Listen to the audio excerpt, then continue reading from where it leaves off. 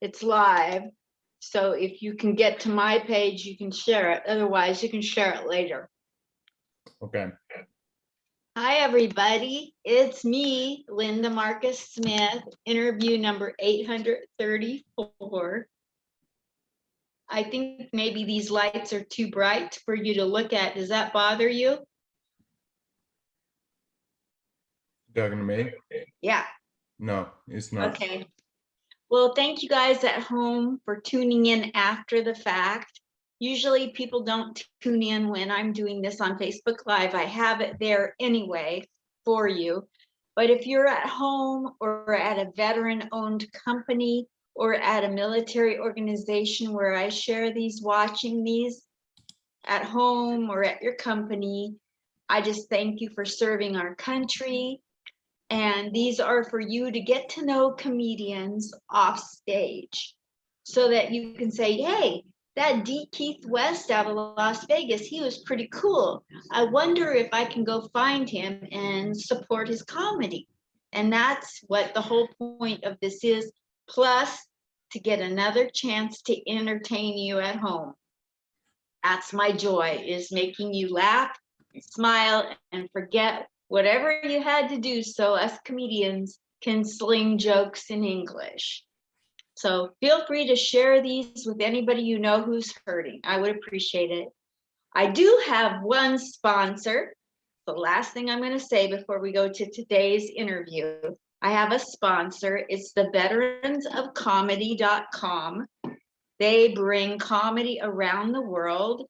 When you go to veteransofcomedy.com, you get to pick out any of their military veterans who used to serve the country who are now serving up jokes. So go on over there sometime and find my video or anybody else is there and hire a veteran to make people laugh. We're good at comedy too.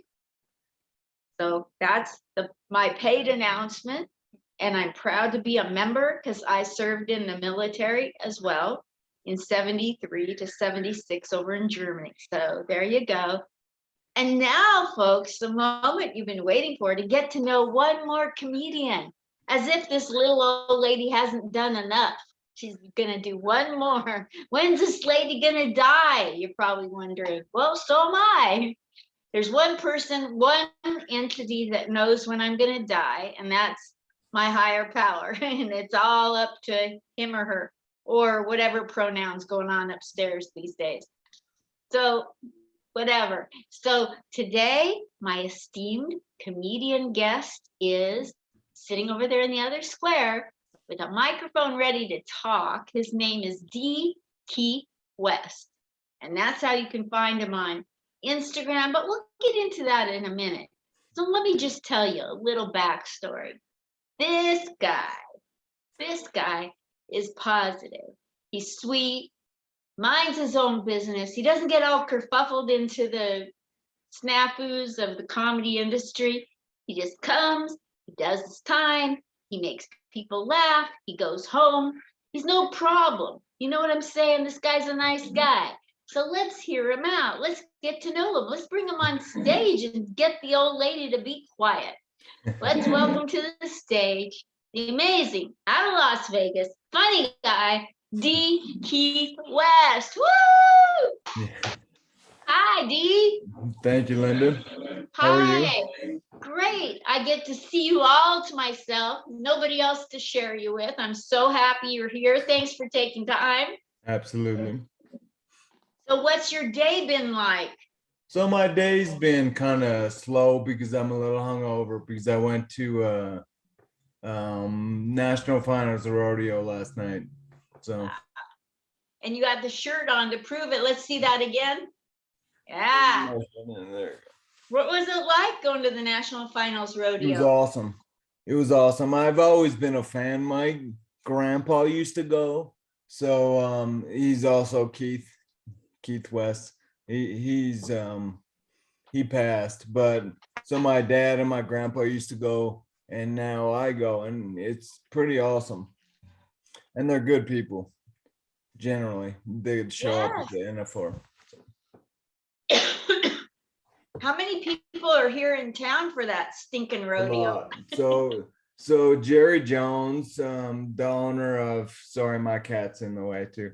So That's Jerry Jones in Dallas, sort of the football, um, sorry. So Jerry Jones of the Dallas Cowboys has been trying to steal the NFL for years, and we have it. So it's pretty awesome. And it's worth, I don't know what the actual number is this year, but $500 million ish to the local economy. So it's a huge thing. yes. No wonder we let them park wherever they want, drink Right, whatever, exactly. do whatever they. This whole town runs on not Duncan. It runs on tourism, Without a doubt. without a Yeah. doubt. Tourists can do whatever they want here, Yep. and they do. And they do. Right. Yes. So you're interested in the rodeo. What are some other personal interests in your life? So besides comedy, so a number of things. So nonprofits. So my grandpa, my other grandfather died of Alzheimer's, and that's a horrible disease. Horrible. So I was on the board of Arizona and Nevada, which is a weird thing with Nevada because they break us up. So Northern Nevada is actually in California ish with Alzheimer's, but it's a lot more than Alzheimer's. So so we're broke up in the state, but I was on the board of Alzheimer's Association, and that's one of my passions because that runs in my family. So now Alzheimer's that runs in your family happens to be the kind that is inherited if it's running in your family. Right. And there's Alzheimer's and dementias that you can get from the wrong kind of medicine, overdosing, losing brain. And I got mild dementia, which is a type of Alzheimer's. I got mild dementia due to brain trauma from a car accident. So I've gone on those Alzheimer's walks. Have you gone on those walks yet? Absolutely. So my neurologist is actually at the Cleveland Clinic now in town. We have a Cleveland Clinic in town.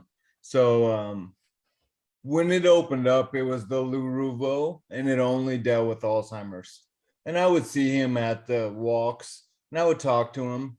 His dad died of Alzheimer's. So he's a huge benefactor in Las Vegas. He knows everybody. So he gets all these people to come out. Every celebrity in town knows him. And long story short, it he opened it up to, not he, the Cleveland Clinic bought it, the Lou Ruvo, and they bought it and they took it into it deals with every part of the brain. So with MS, so I struggle with MS. I don't struggle, but I have MS. So with that being said, it opened everything up, and I finally have a good neurologist, and that's huge. Yes. So how long have you struggled with MS? So I got it, or I knew I got it. I got diagnosed when I was 18. So I just graduated high school. So it was that summer. I got diagnosed and I got a second opinion and I got double diagnosed, whatever that means. Confirmed, I guess. So when I was 18, and then I had to live my life with MS. I mean, obviously I have MS, but it's weird to grow up and have all the trials and tribulations and MS. So so a lot of people don't really understand or know what's going on with other people. I mean, that's generally everybody, right? So I didn't care that they didn't know, and I didn't want to publicize it because when you're younger, I wasn't comfortable with telling people I had MS. So I kept it a secret for 13 years. Wow. I didn't tell anybody. So That's like those women that don't tell you they're pregnant until they give birth in the bathroom. right, exactly. Yeah, the prom babies. Wow. How did you manage to, what did you say to people when they said different, they must have asked Yeah, questions. How no, did you they get did around it? occasionally. So when I drink alcohol, it comes out more. So it looks like I'm hammered. I'm not, but it's a weird thing. Which So when is, people would notice something, I would just blame it on an old football injury because I played football too. So got it. I And just at what blamed it. point did you decide to come out and tell the horrible, awful truth? So when I couldn't really hide it anymore, it was too much, and people would look, and I started using a cane, and that kind of like, look, you gotta know, just so you stop asking. So Got it. Now, does the cane ever come in handy to use as a weapon? Because that's what I used it for, to scare people away. it's funny that you say that. So I'm also originally from Wyoming. For like 3 generations, everybody lived in one town. So I moved here when I was 10. And so anyway, I'm going into, because I'm from Wyoming, I was kind of born with a gun in my hand. So I have a gun. I'm not worried about using my cane. Got it. I get what you're saying. So you grew up in Wyoming, or you were Oh, born? till I was 10, and I would go back a lot. So both sides of my family are from Wyoming. But So I grew up here. So you grew up in Vegas, but I you took a did. lot of trips to Wyoming. Yeah. Yeah, multiple a year I would go back, and I hunt. I hunt elk. I don't hunt to kill things. That's not my thing. You hunt. How do you hunt? With the gun. So you don't hunt to kill, but you carry a gun. Yeah, because oh yeah, so I hunt with a gun because I'll eat an elk steak over a cow steak. So an elk I didn't steak. catch that. I'll eat an elk. I'll eat elk meat over bovine or cow. So you do kill Oh yeah. animals. Yeah. Everybody has their own choices. Like, I wish Right. people would quit judging and just let everybody have their own choice. Right. So good I for feel you. the same. Yeah. Good for you. And you enjoy it, and you get meat out of it, and you probably give some of it away to people who are needy. Yes. Yeah. So yeah. So you like to hunt, Hmm. and you love the rodeo, and let's see, like nonprofits, and you are very adept in the Alzheimer's scenario. Right. And what else is there about you off stage, away from comedy, that we would like to know? Well, just the nonprofits are big. So from Alzheimer's to MS Foundation Society to different things like that. I love the outdoors. So I like to hike, even though I don't really hike all that well. I like to hike. I like different things like that. I like animals more than people. But even though I don't really appreciate people, I love to talk to them because I'll just let them talk. Oh my gosh. So you like animals. What are some of your favorite animals to hang out with or get to know? You have a I cat? do. I have 2 cats and 2 dogs. What kind of cats and what kind of dogs? We're just both house cats, but it's a mother and son. So, and the dogs are both they one of the dogs is a Rachipu is what I call her. She's a Rottweiler poodle chihuahua. She's 20 pounds, and she's an hilarious personality. And And she then what? she's an hilarious personality. Like how? She barks. She growled at my mom for 5 years. Wow. So she likes to bark. That's the difference between a dog and a cat, right? Cats are very quiet. Dogs are not. Yes. And then I just got a dog. I've had him about a year.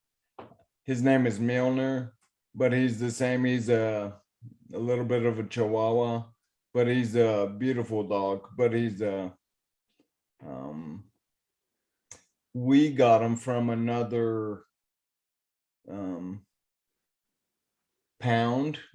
And then the sanctuary that I got him from the pound. So Very good. So you're doing a good job at adopting, giving homes to animals. So let's yes. go back into your life a little bit and touch on the fun stuff. Growing up, were you funny as a little tiny kid, or when did you start becoming funny? Yeah, sorry, Linda. Wait, give me 1 second. I need Yeah, to use the restroom. I no apologize. problem. You take your time. I'll stay right where I'm at. Okay, thank you. You bet.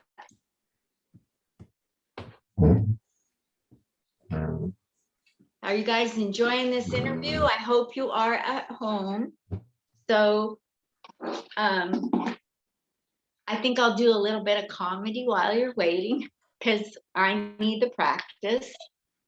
I just now,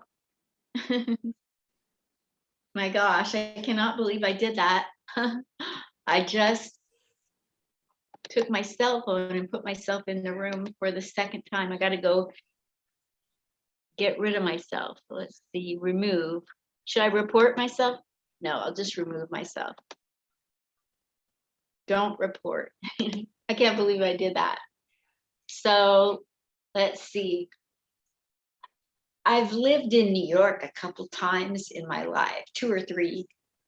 I call it 2.5 because the first time I was just barking outside of clubs. I wasn't brave enough to get up on stage. But because I've been in New York, I like to mess with New Yorkers because they like to think that they're so tough. But they crumble when I tell them with my West Coast accent and my way too big a smile. When I say, I'm from the Upper West Side, they crumble. Tough New Yorkers crumble beneath my feet. No, you're not. You're not. I go, oh, relax. I'm not from the good Upper West Side. I'm from the Upper West Side of the US map, Oregon. Just chill out. Let me live my life. Now, D. Keith West is back and I can stop practicing my comedy. Oh no, you can go ahead and finish that if you No, want. I'm done. That was it. Okay. That was like, they're little vignette jokes. They're Okay. all, they can all live by themselves somewhere. And you're very funny, by the way. So Thank you so much. That's so sweet of you. So you went to the ladies' room, I mean the men's room, I mean whatever your pronoun is, yeah, and you're back. And yeah, I don't know pronouns. Like I tried it. I am horrible at that. Like I met somebody to do an interview and he had long hair and I kept calling him she. And he yeah. still And people get talks. real offended if you don't use the right pronoun. That's crazy to me because you're not using something to offend people. So, No. but whatever. People have their thing, whatever. But yeah, Yes. him is fine. Yes. So you were young once. We have that in common, and we're both Yeah. aging. We're so Yep. much alike. And you were not really funny, and somewhere along the line you got funny. Can you take me through the trajectory of your life, how that happened? Yeah, absolutely. So generally I've always liked to make people laugh. It's the easy thing to do because a lot of people don't have anything to say, or when they do, they kind of run out of things to say. So I've always liked to make people laugh. So not like a skit or anything. I just make jokes or of the time and topic. So I've always done that going back to when I was a little kid, maybe. Not maybe, definitely. Okay. And when you were doing it as a little kid, did people in your family tell you how funny you are, or people at school and encourage you and think that you should become a comedian someday? Never. I Never. mean, yes, they thought I was funny, but they didn't. you only know what you know, I guess. So they didn't ever really encourage that because I always had bigger things in my head. And now I'm 42 years old. So um and now I'm on Social Security disability. So a lot of my dreams my dreams of have stopped or changed. So I always wanted to be different things. I don't know. Like what? So what I did for a long time was I was a financial advisor, stockbroker. Stop it. Stop. Yeah. Stop it. Sorry. That's okay. Take your time. That's chomps. It's a real pain in the ass sometimes. Yeah, so I was a stockbroker, financial. God damn it. Stop it. Stop. Stop. Stop, buddy. You're screwing up this interview. Yeah. Hey. Anyway, sorry. So I was stockbroker. I thought I had the whole world figured out. I thought I had to figure out everything because I was diagnosed at 18. And I thought that I could get I thought I would be a trillionaire. I'm not. Anyway, I thought bigger things. I was motivated by money at first. And so I was political when I was younger because I thought I figured out the world. Oh boy, do I not have it figured out. And both parties, Republican and Democrat, are horrible. They don't give a shit about us, Nope. the little people. So That's right. so we're in a different class, and that's fine. I would rather be here than there. Yes. So so anyway, you were saying so that was what I started with. And for a while I wanted to be an attorney, and that's just not, that doesn't breed happiness. Exactly. You never see attorneys that are happy Never. because they fight for a living, right? It's very contentious. It's not. So anyway, Very so here I negative. am, and I've always been a comedy fan, just watching, and I've always wanted to be a stand-up. But my cousin, so she's what, 3 years younger than me, Katie West, and she moved to New York to do it. And that, I thought that was awesome. If she could do that, I was like, well, that kind of motivated me to get started. So Wonderful. So how long have you been doing stand-up? about 2 years. And who are some of the people and who are some of the trainers you've had to help you along the way? Because you're very funny in 2 years. Thank you. Yeah. So I've done so with COVID, so I had did a thing, let's see, what was that, 20, no, it was February 28th of 2020. And then right after that, and I did a good set. I was really happy with it. For my first set, I was happy. And then COVID hit and shut everything down, right? It was your fault. COVID was your fault. No. Where'd you do your first set? So it was with Don Barnhart. He Oh, had so a you went through comedy. his schooling? Yeah, at Awesome. first.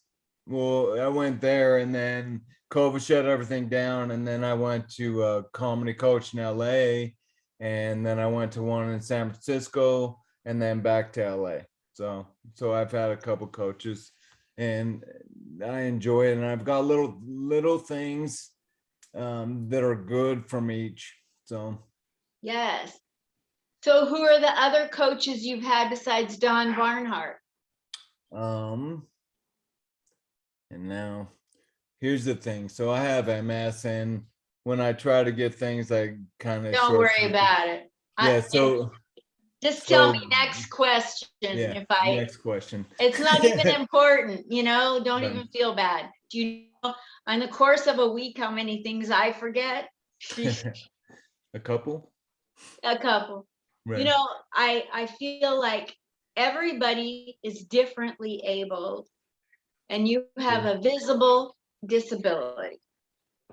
So people can audibly hear that there's something in your speech or your pace, Yeah. and they can see when you walk, just like with Justin Tejan. Right. And so in a way, that's a benefit, because when you say you have MS, they see it, they know it, and you're explaining it, and you put them at ease. Yeah, well, thanks for saying that. I hope I do. You It's a do. weird thing because anytime you show weakness, you get like the two people. So the two people will come at you and like not come at you, but like welcome you. And then the part of the one, we'll call them ableists, stay away from you because of it. And whatever, fuck off. Yes, that's right. And so how have you been able to take something so scary and sensitive that you held it inside and denied telling people, and now you're on stage facing strangers all by yourself telling them you have that? How did you get the courage to go that far? Well, it's been a long time. So I've had it or whatever for 24 years that I've known of. And it's the whole thing dealing with it. So I didn't deal with it at first. I just hid it. So denial with everything. And I Yes. drank too much. I got in fights, like I was a mess. It was ridiculous. And I was married and divorced. So you can either deal with it or you can't. And I want to know, if you can't deal with it, fuck off, get out of my life. If you can, all right, let's laugh. Let's enjoy life. Life is too short to try to get people on board if they don't want to be. That's right. That's right. I was perfectly normal until a drunk driver hit me, and I got a brain injury, and my daughter couldn't deal with it. So I totally get what you're saying, 1000%. So Sorry to hear that. But thank that's you. 100%. I mean, that's the way that I believe. I don't know if it's the right way, but it's what I Now, do. comedy people are my family, and veterans Right. are my children. You know what I mean? Like, that's Yeah. my passion. And so it's, And Linda, thanks for your service, by the way.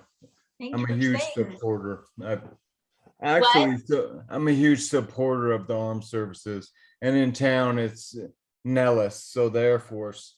But when I was 18, right? So I showed up, or I made an appointment with an Army recruiter, and he stood me up. I was like, oh, maybe, I don't know. So Man, anyway, I've always been a fan. that's crazy. That should be a joke, Right, you know? right. Because if as a recruiter, that's a horrible job. Maybe he just wasn't good at his job. I mean, well, Maybe. clearly he wasn't. I know there's a lot of drinking that goes on among recruiting. Maybe he wasn't sober that day. Oh, right, right. My husband, I was married for 7 years, and my husband was a Okay, recruiter. okay.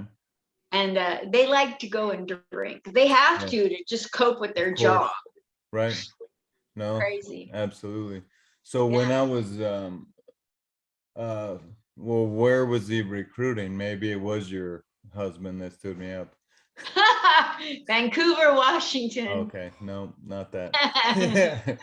What city were you stood up Las in? Vegas. Las Us. Vegas. Wow. So Was it the recruiting here over at Merrill Lynch Parkway? no, it was in Green Valley. So Okay. Henderson. So Awesome. anyway.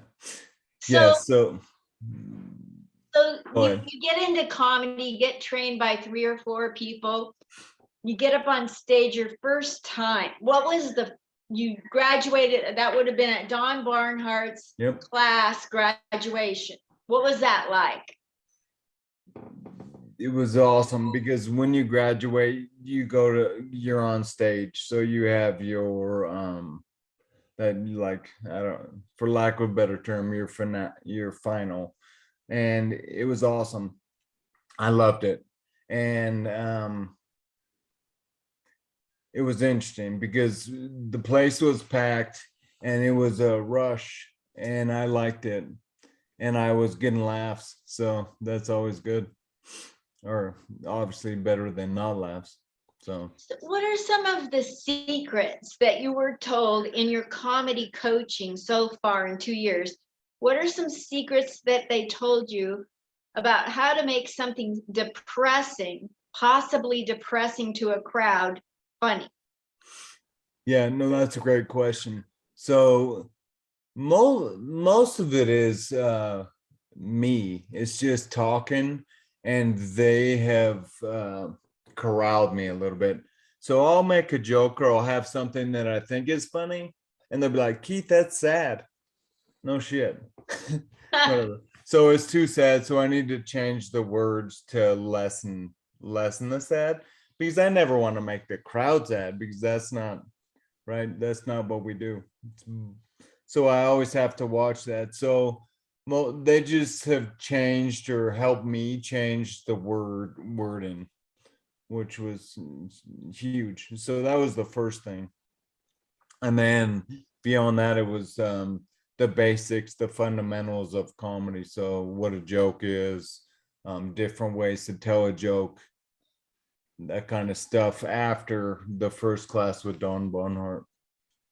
What are some of the huge surprises that you found in 2 years that you had no idea you were stepping into? Because everybody gets attracted, but when there comes a point when everybody has to decide, do they want to continue to be committed? And that usually happens when they get a few shockers. So what are some shockers you got? Yeah, so I think the biggest shocker is the same thing when you go do anything, there's a group, then you have to group think. But here's the thing, that's not me. I have never been group think. That's so they want you to do this, and it's weird because I'm not doing it. Me And then neither. that offends some comics that you're not part of the group. Fuck off. This is comedy. We should all do our own thing. I mean, I get it where they want to show up and support, but here's the thing with me, I can only do what I can only do. I'm not going to push it, because then I get bad things that happen to me and my body. Me So, too. right. So I'm not going to show up all the time that I want to, because I have to listen to my body. Me too. So have you had shingles? I've Not on had my roof. twice. I have on my roof. Right. Does There you that go. count? Yeah, sure. No. That counts. So the first time I had it, it was weak and it went away easily. The second time, it's kind of a long story, but I had something going on. I couldn't sleep for 3 days. Then I went to the emergency room, totally goofed it up. So I like to listen to people. So they want to shut the curtain. No, keep it open. So I'm listening, and this doctor was making a mess of everything. But here's the thing with MS too, with doctors, because MS is a specific thing, and doctors freak the fuck out. Like, oh no, I don't know. What do I do? Well, I'll give you this shot. I'll give you Sony Medrol. Nope, I don't want it. What do you mean? No, I just don't want it. Anyway, long story short, he talks me into it. So I take Medrol, but there was nothing to block it. So it was steroids for my shingles. And I had it horribly bad, horribly bad. I had 13 above my eyelash, all over my face, half my face. It's a weird thing with shingles. And anyway, so it was like $3,000 the hospital was trying to charge me. Well, fuck you. I'm not going to pay you because you fucked me. Holy fuck. And I still feel shingles on my head because it was so bad. So How I long tell ago the was that? hospital, what's that? How long ago was that? Oh, that's a good question. 3 years ago, maybe. Wow. So, so I tell him, look, I'm not going to pay you because you did things wrong. And the hospital says, let me look into it. They get back to me. Nope, he did everything right. Of course. No, I wasn't asking you. I was listen. I'm a professional. But no, they did things wrong. So no, I'm not paying you. I don't give a shit. What are you gonna do? Yeah. Hurt my credit? Fuck you. I don't care. Totally. Totally. So how have comedians accepted you with your different ability and the pace you want to go? Do they get judgmental and expect a lot more out of you than you're able or willing to do? Yes, I think they do, because of course it's like anybody that's coming up, they want to see that you're hungry. They want to see that you'll do anything. Well, I will, to a point. I'm 42 years old. I don't need people to like me. So no, generally people are okay, but then behind the scenes I hear them talk shit and to other people. Oh, he's not coming. He's not doing this. He's not doing that. Man, that's and so I'll be taking a class, so I won't be able to go on a night. And then they're like, "Well, why didn't you go?" Well, I was busy doing things. So, I mean, show up for you. I mean, I get it, and I should have, or I should, but there are other things that are more important. So, Absolutely. There's so many people with so many opinions and oh, so many people in the world yes, judging each other right right, now. And right, the microcosm of comedy is toxic at best, right. with a bunch of people that are very narcissistic and self-centered and Yes, depressed. And yes, and it's just a perfect storm for people to judge each other. right. No, you're 100% right. And I guess that kind of shocked me, and it shouldn't have, because it's pretty evident going into it. People are very self-serving, and they only care about themselves, and I get that to a certain point, but and to a certain point so do I. I mean, it's just we're all in this alone, so That's right. we are, but we're not. So show up and support, if I can, but it's not number one on my list. Number one on Yeah. my list is to get to be a funnier person. So We had the funeral for Cameron Ramirez, yeah, and I was questioned over and over again why I didn't go to that. Well, I didn't know him, and I'm not going to be a phony. Well, why right, didn't I go to support the other comedians? Well, they knew him, and it's right for them to go, right, and I can support them without going and being a phony. I'm not going to go to a right, funeral of someone I don't know because I want to make brownie points and get booked. I'm not going to be a phony. right, I'm not going right. to do it.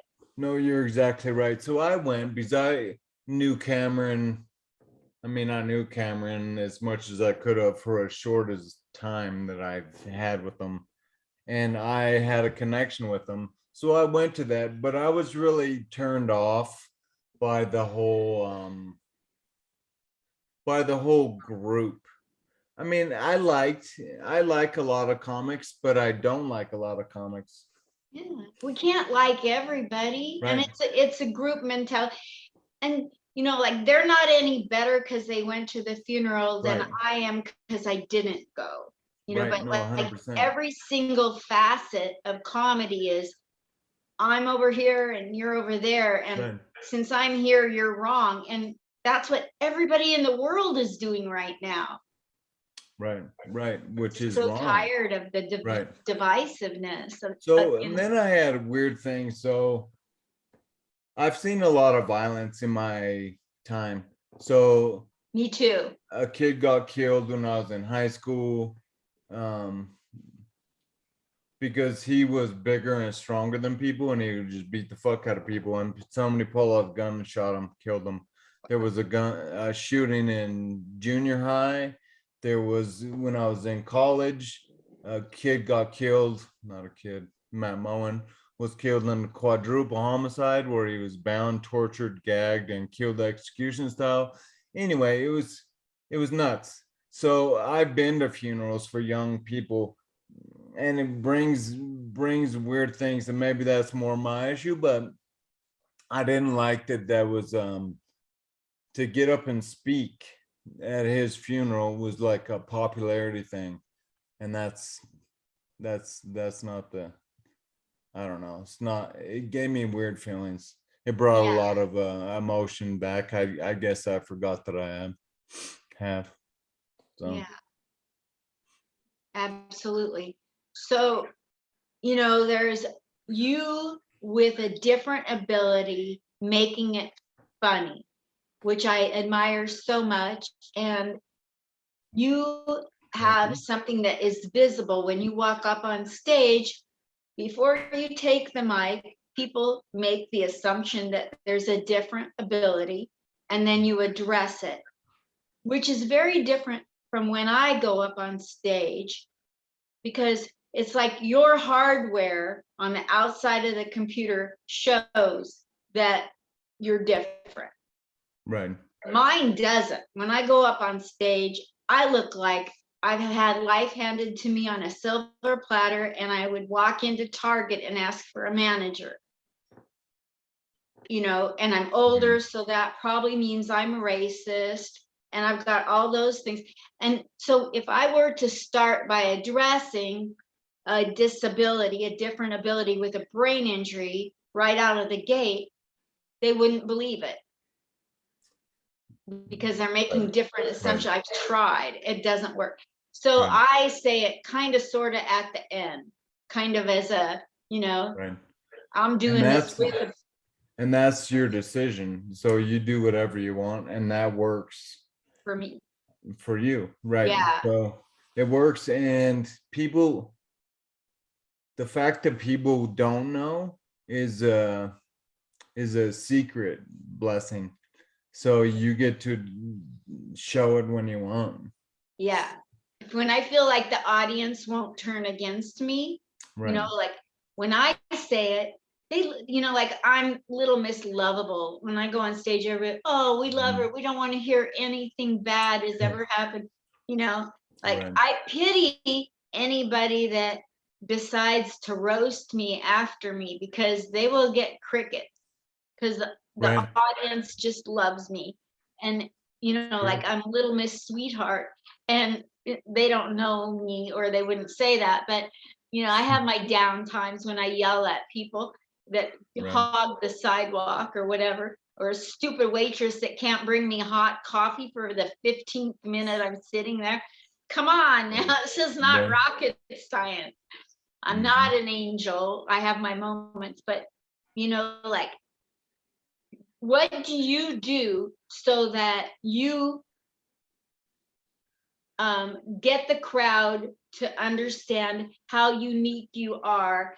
You have a persona already, this young in comedy. Somehow you've managed to have a whole developed who you are. Everybody gets who you are right away. How did you do that so young in comedy?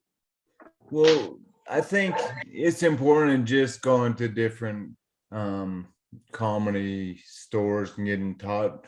I think it's important, and different coaches say different things, but I think it's important to talk about the elephant in the room, because you don't want them, because it's hard to talk about anything when they see me walk up and have trouble. So here you go. This is what I have. And I think I like that, and it works well for me. Yes, So it does. I've seen it work well. thank you. So every comedian I've interviewed has told me yes to the next question. Are you ready? Yes, yes. So every comedian has a joke that barely works, and they refuse to get rid of it because it's more for them. Hmm. So do you have a non-throwaway joke that you're refusing to toss out, and every once in a while you drag it back out and try to figure a different way to say it to make it work? I've got one. Do you have one? Um, yeah, I've got a couple, but You don't have to say them. I just was yeah. curious if you've No, got. no, I definitely do. That I won't let go because I think it shows me, but I want it to be funny and it's not. Yes, Yeah, yes. no, yeah, It's like we're stubborn, and it's like we can't yes, let go. We're gonna somehow, before we kick the bucket, we're gonna make it funny. Yeah. And I will make them funny, but they're not yet. Yeah. So yeah, I've got a few of them, but I won't let them go So what because is your, every so time nobody laughs. Sorry, go ahead. no, you go ahead. So every time nobody laughs, I think, well, it's my fault because I blame myself first, and I always have, and maybe that's what gave me MS. I don't know. Yeah, So I blame myself, and then I think of a different way to say it or a different in. And so I'm still working on different ends to make it funny, but so I've made it shorter. Both of them, I make them shorter to get a laugh and not throw down my whole set. yes. What's the worst mistake you ever made on stage? Oh, that's pretty easy. I've let my emotions get the best of me. Uh, So I've done this a number of ways, but the first one was I went blank on what I was going to say because I was thrown off by the stage. And actually, both things that I'm thinking of right away. So typically, I can't walk on the stage and jump up or do a flip. So I crawled on stage once at the Mint. It doesn't matter. But I crawled on stage, and just crawling on stage just threw me off because I was fine. I said, "Hey, can you," to the guy, "will you put a thing on the stage where I can get up?" He said, "Yeah, no problem." So I got up or crawled on and then got up, but I felt awkward, and the feeling didn't leave. So I kind of forgot what I was saying so I was thrown off. And both times I was thrown off by the stage.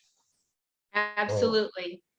So I need to do better. Like Justin Teigen won't get on the stage and he sits there and it's great. And that's what I should do, right? Because it doesn't matter. I don't need to be on stage. But in my head, I think I can get up there. And then I get up there because that's what I do. And then it throws me off because when I look out in the crowd, everyone's like, oh, like, I'm fine. Anyway, I crawled. So what? To me, that's not a big deal. But to other people, holy fuck, you just crawled on stage. Yeah. Wow. So I've fallen off of the stage 3 times in the same night at the same club. Yeah, that'll do it. That'll do it. That'll do it. So very similar though, because it's when you're thrown off the stage, you're completely thrown mentally off of the set. Anyway, it's a mess. And I'm getting better with just, hey, look, this is what we're doing, and talking through it.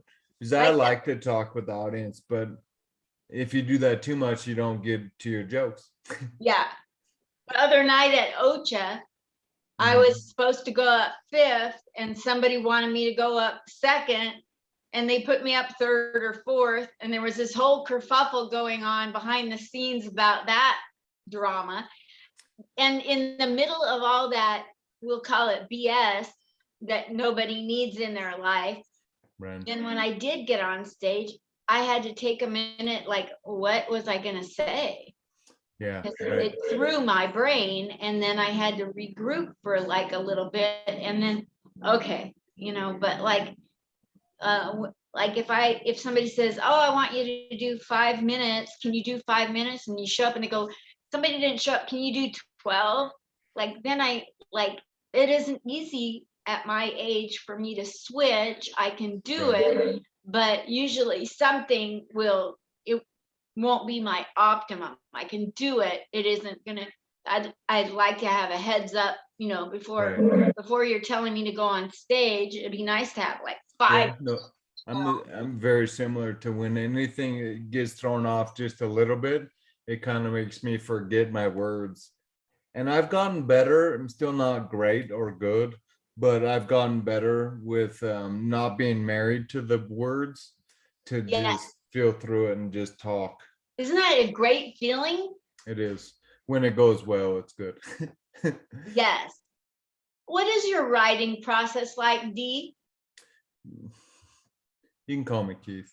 Keith, Yeah, what that's do you fine. like? Do you start with the premise? Like Adam Dominguez starts with the premise, Yes, and then he just knows where to take it. right. I start with the punchline, and then I build the premise to fit the punchline. What's yours? Okay. So generally I start with a premise, kind of like Dominguez, and from there I develop. So generally I have an idea of where I want to go, but I narrow down what I'm going to say from there. Um, so I start with a premise and then I get more bits.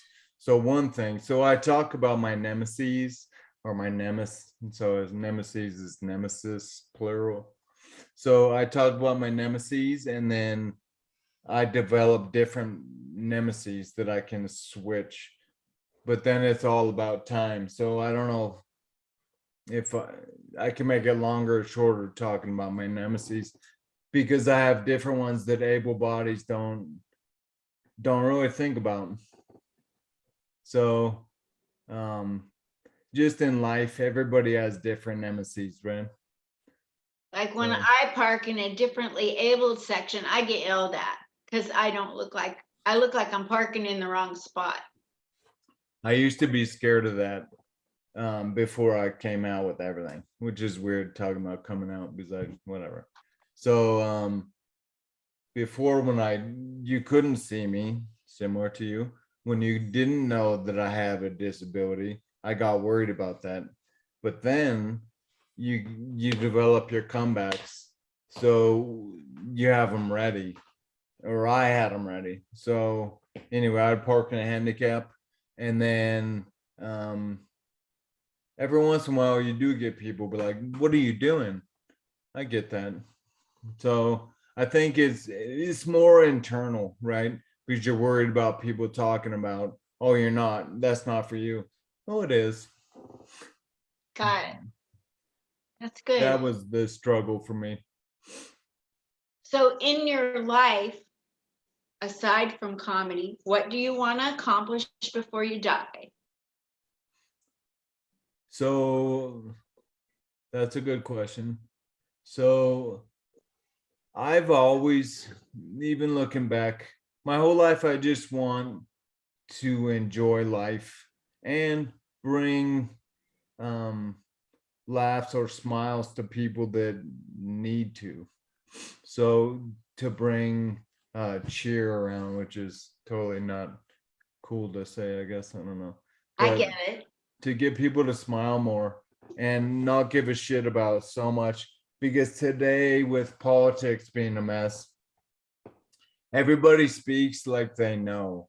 For example, Fauci talks about he knows it's a novel coronavirus. Novel is new, so you don't know. But oh no, this nah, over. I mean, how many times has he been wrong?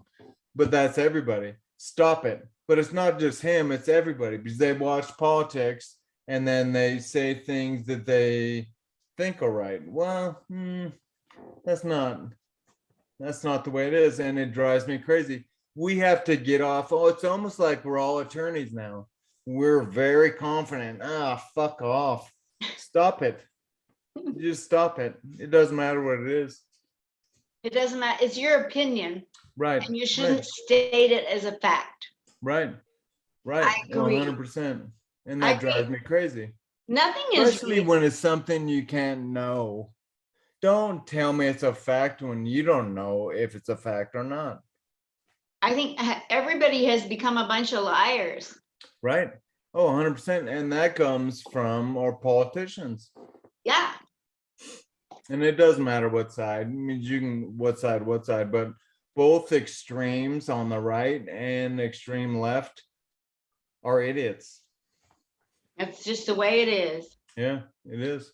It's So in frustrating. comedy, in your comedy life, what how far do you want to take this? How committed are you to doing whatever it is you're going to do? I'm 100% committed. So I What? see it moving in a couple different ways. It's tough when the broad comedy, because there are a bunch of things. And I've gone into writing. I write every day.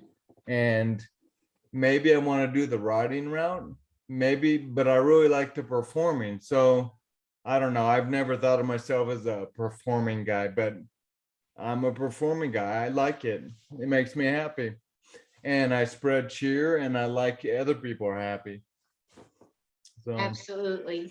and so here's the thing. So with MS, so now, yeah, again, so a number of different ways. So I feel like I have a lot of fight left in me, and a lot of brothers and sisters that have MS don't have the fight anymore, or maybe never had it. But my goal is to get things changed on in America and the world, because people look at me like, oh, this poor guy's got MS. Huh?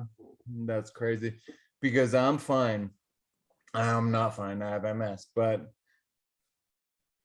when it actually comes down to it, I think there's a ton that needs to happen to make this world more um, more accepting of people with disabilities.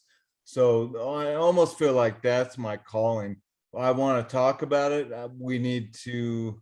So disability. So no matter where you go in America, none of the national parks are disabled ADA compatible at all. And my girlfriend will be like, well, they can't do that. Oh, they can. There's so many things you could do. Some of it is just a railing. You need a railing. So I went to Michigan um, by myself because I got sick of people saying over and over, my mom, my girlfriend, it didn't matter. I can't drive. No, I can, but they're like, look, we'll drive. Ugh, it drives me crazy. So I go to Michigan by myself, and everything changed. As far as this is what I do, but seeing how national parks aren't disabled, ADA capable. So there's a lot that we need to do, and that's America. We're a first world country. Outside of America, people don't have a clue. I went to Costa Rica, and on it, it was from my mom's retirement. And in that, we stayed at a house, and she said, my son is disabled. So I show up with a cane. He's like, oh no, he didn't know what to do. I'm going to have to pick you up. No, you're not. Don't touch me. But other places are less friendly. Absolutely. Absolutely. There's so much stigma around any kind of physical or mental different ability. Oh, 100%. Well, I was in banking for 24 years and I Okay. worked at Washington Mutual before they went bankrupt. That's what I wanted to talk about. So did I, but go ahead. So at Washington Mutual, they came out in the 80s, the early 80s, they came out with the law that they had to make it ADA bathrooms. The bathrooms Right. had to be ADA specifications. Right. So at the Ballard branch in Washington and northern Seattle, the bathroom was ADA perfect. They made it ADA perfect, but it was at the bottom of steps. Right. That's how much they cared. You know, like they find ways around it. I can't tell you how many handicap door buttons I've seen that don't work. Absolutely. Handicap, not enough handicap parking, or, you know, that kind of stuff. So there's a Absolutely. lot that needs to be done in this country for the differently abled. Yes. No, 100%. So I'm sorry, go ahead. No, you go ahead with what you were going to say about banking. So being a financial advisor or stockbroker, I started at Washington Mutual. Um, so I was a primary lender, and then I was an LPFR, which is licensed banker, basically. So I was in the top 2% in the nation for financial service sales, and that started everything. So from there, I didn't care about the lending part. So I got into financial security sales through Washington Mutual, which What is years crazy. was that? Oh, what years was that? Oh, 03 to 06. Wow. And where were you at? What city? Las Vegas. Got it. Oh, wow. My goodness. Yeah. So that's kind of how I got started and wanted to get into financial services. I have a finance degree, so that kind of I fell into that and enjoyed it. And seeing other financial advisors, they were worried about how much money they'd make. I felt good because I was, oh, well, obviously I trusted myself, but my clients trusted me, and that was my whole thing. Wonderful. Because you would That's see the other best. financial advisors all about the money, so it's yield to a broker they would be concerned about, which is crazy. So I've I seen a lot of shitty people. Yes. Washington Mutual had products they were shoving down customers' throats because the products were profitable for the bank. Yes, And they 100%. knew out of the gate that they weren't good for the customers. Yeah, no, I can talk about that for hours. So from there, I went to Merrill Lynch, and Merrill Lynch would be gone if B of A didn't buy him. So now we're talking 08, 09, I think it was. They would totally be gone, but Bank of America bought them, paid too much for them. Doesn't matter. They were selling products that were not good for anyone but them. Yeah, So, absolutely. So let's close this out since we've gone about an hour now. well, shouldn't we do a couple hours? So where is it that you want people to follow? You're on Instagram I am. and on Facebook. Yeah. And do you have a YouTube? Um, I do, but it's not where I want it yet. No So, problem. yeah, so Facebook is probably the best way. D Heath West. Okay. And Instagram is MS Strength. So MS multiple sclerosis, MS Strength. So a lot of people are like Ms. Strength. No, MS Strength. Anyway, I so love it. either one would work. And where are you going to be performing? Do you have some upcoming spots that you're doing that you want people to come out and see you? I know we both do Wise Guys a lot. Right. Yeah, I like Wise Guys a lot. We go there Tuesday and Wednesdays. Yep.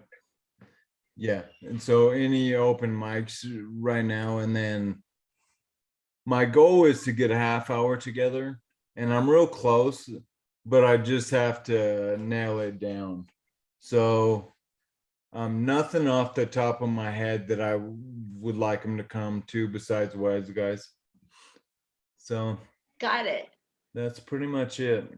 Well, I look forward to hearing your 30 minutes. If you want to come on here and do your 30 minutes on Zoom for people to listen to, Yeah, I would love that. okay, I'd love to help because Yeah. I know what it's like trying to get a venue to let you go up for 20 or 30 when you're Right. trying Right. to make that leap. It's a lot more difficult than I thought when it comes down to letting comics on stage for that long a time. And I get it a little bit, but at the same time it's difficult. So then when you want to go out and talk about other things, I would like to go on the road and do comedy. So Absolutely. I think it starts with the 30 minutes. I don't know if it's right, but that's kind of what I'm thinking. I hear you loud and clear. So are you hoping to have 30 minutes to be a feature? Yeah. Yes. Awesome. So you guys heard it first. He wants to feature. He has transportation. He's able to drive. He's reliable. I've seen him show up and go up and do a great job. So give him a chance. If you're looking for somebody who is unique and connects with the audience, even though he has things very different than most of the people in the audience. Everybody's been stricken with a different ability in their family somewhere along the line. So he's very relatable and very funny. Give D. Keith West a jingle on Facebook or Instagram, or MS for multiple sclerosis, MS Strength Yeah, it's Instagram. So on but Instagram. Yes. Well, there you go. well, You did a thanks, great Linda. job. You're so great Thank to you. interview. It just kind of, there's really no punches or surprises here. Is there anything, though, that I didn't ask Keith that you'd like to say to everybody at all? Oh, that's a good one. Uh, hmm.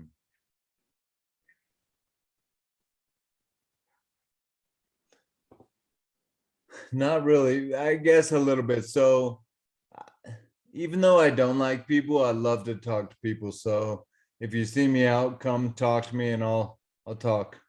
So anyway, let's make this world more forgiving. Oh, I love that. That's beautiful. I look forward to getting a brand new hug from you now that I know you better. Yes, definitely. So Thank you thanks for so talking to me. much. Thank you.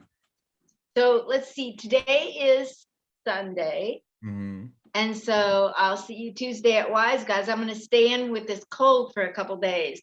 Mm. Yeah. Yeah. Go for Hopefully walks it's in the not COVID. sunshine. Right. Yeah. Okay. All Thank you right. very much. Thank Okay. you. Bye. Bye.